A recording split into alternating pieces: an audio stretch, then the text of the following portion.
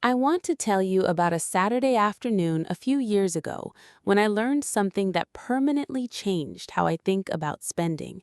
I was at a car dealership with my friend Keela. She had been saving for a new car for months, had a specific model in mind, had done her research, felt good about the decision. And we were standing in the showroom looking at exactly the car she wanted when the salesperson said the sentence that I want to start this entire video with. The monthly payment would be right around $640. And I watched something happen in that moment that I have thought about many times since. Keela's shoulders relaxed. Her expression shifted from careful and evaluating to something much closer to relief. $640 a month. Manageable. Reasonable. She can make that work. She signed the paperwork that afternoon. I did not say anything in the moment because it was not my car and not my decision, but on the drive home, I kept thinking about that shift, the way the monthly payment number had reframed the entire purchase, the way hearing $640 a month instead of $46,080 total, which is what 72 months of $640 actually is, had made the decision feel different than it actually was. And I started thinking about all the places in my own life where I had done exactly the same thing. Here is what the data says about where most Americans are with this pattern. According to Federal Reserve Bank of New York data from the third quarter of 2025, U.S. households collectively carry $1.66 trillion in auto loan debt. The average monthly car payment in America is $748. The average loan term is 69 months. The average new car price as of November 2025 hit a record $49,814, and nearly 28% of all trade-ins in the third quarter of 2025 had negative equity, meaning people owed more on the car they were trading in than it was worth. This is the monthly payment trap, and it is one of the primary mechanisms through which American households accumulate liabilities instead of assets, without ever feeling like they are doing anything financially dangerous. Today, I want to talk about how genuinely wealthy people, not people who look wealthy, but people who have actually built real, lasting financial independence, think about monthly payments differently, and why that difference, applied consistently over time, is worth hundreds of thousands of dollars. The question rich people never ask.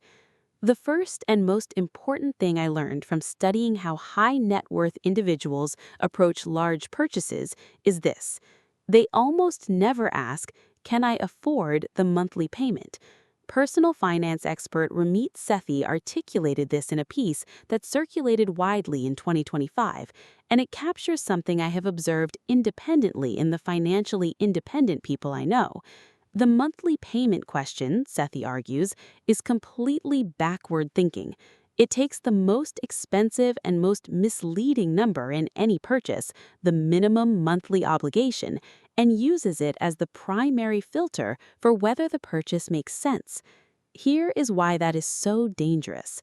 When you ask, "Can I afford $640?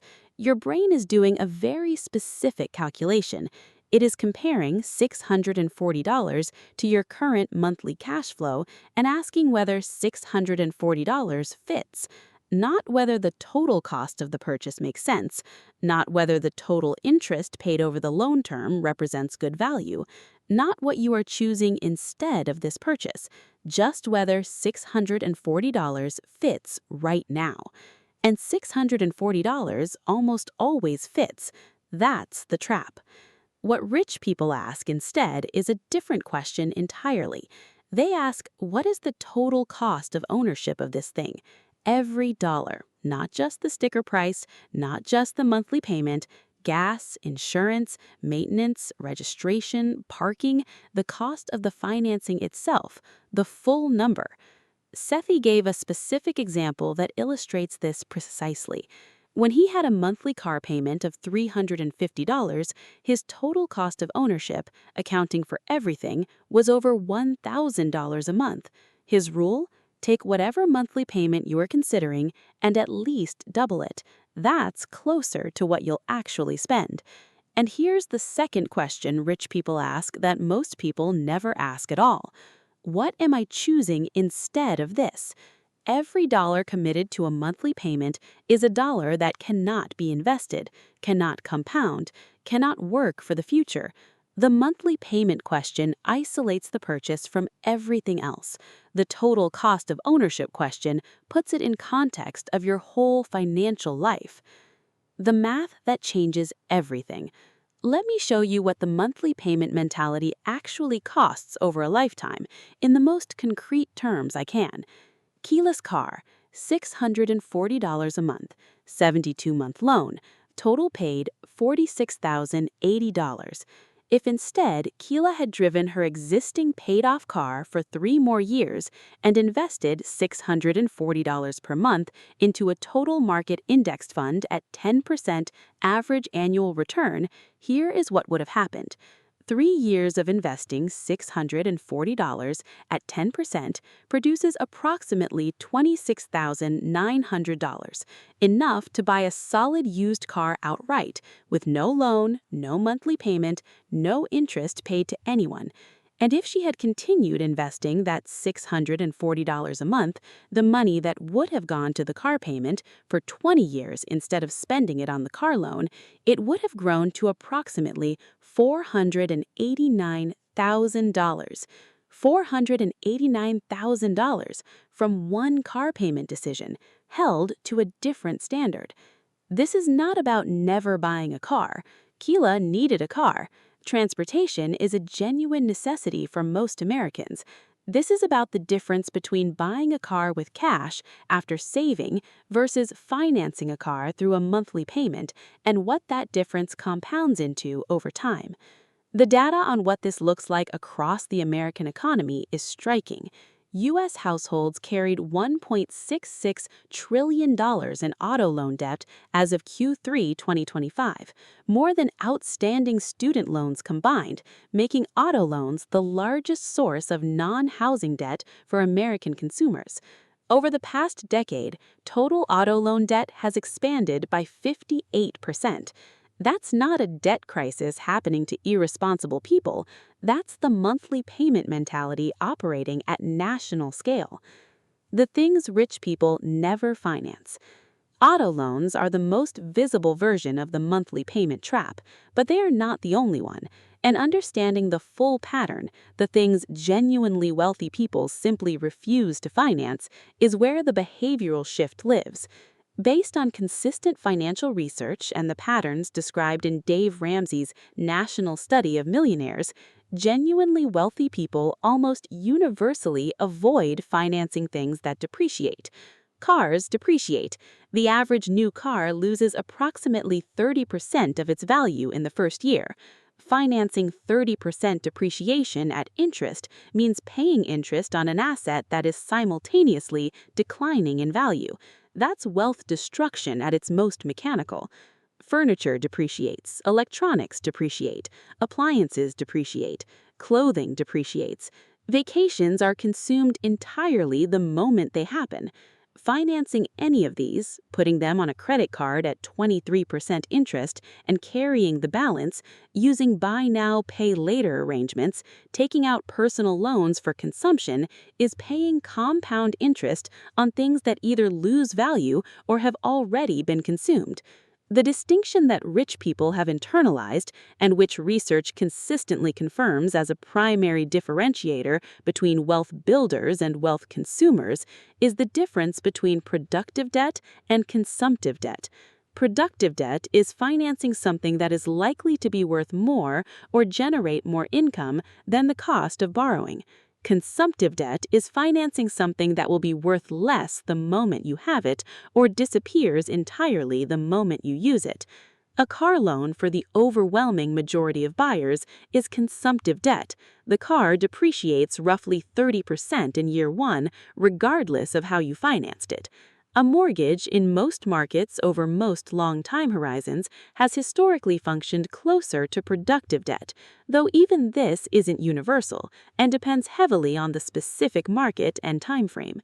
The rich person's monthly payment discipline isn't really about avoiding monthly payments as a category. It's about applying a consistent test. Is this debt working for me, or am I working to pay off something that's already losing value? Before signing anything, regardless of how manageable the monthly number sounds in the moment. The 60% rule and what it actually means. I want to give you a practical framework for applying this thinking to your own life right now, because the principle is clear, but the application requires a specific benchmark. Ramit Sethi's 60% rule states that all fixed costs, rent or mortgage, utilities, insurance, debt payments, and total vehicle expenses, including gas and maintenance, should stay under 60% of your take-home pay. That number, 60%, is the ceiling below which financial breathing room exists, above which it does not. Here is why it matters. If your fixed costs consume 80 or 90% of your take-home pay, there is no margin, no room for the unexpected expense that does not become a crisis, no room for investment contributions that actually move the needle, no room for the savings that creates options. The monthly payment mentality, the habit of adding obligations every time a manageable monthly number is presented, is the primary mechanism by which fixed costs rise above 60%. Every new payment, individually justified, collectively suffocating. Let me make this concrete. If your take-home pay is $4,500 per month, 60% is $2,700. That is the maximum your fixed costs should total. Rent, utilities, insurance, car payments, minimum debt payments, everything fixed and recurring.